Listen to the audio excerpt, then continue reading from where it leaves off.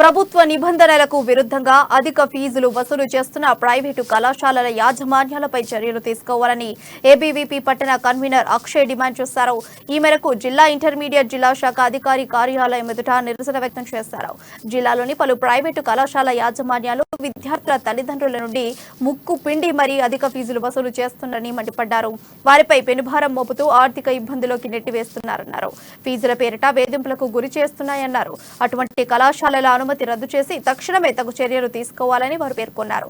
అనంతరం డిఐఈఓ రవీందర్ కుమార్ కు వినతి పత్రం అందజేశారు.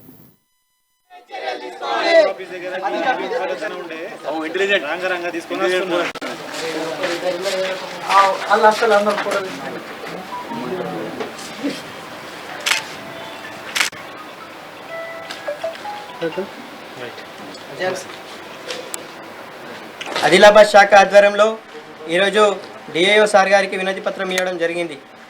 పేద మధ్యతరగతి విద్యార్థుల నాడి విరుస్తూ ఇంటర్మీడియట్ చదివే పేద మధ్యతరగతి కుటుంబాల విద్యార్థులు అధిక ఫీజుల భారాన్ని మోయలేక, అదేవిధంగా ఫీజుల పేరుతో చాలామంది చదువుకోలేకపోతున్నారు.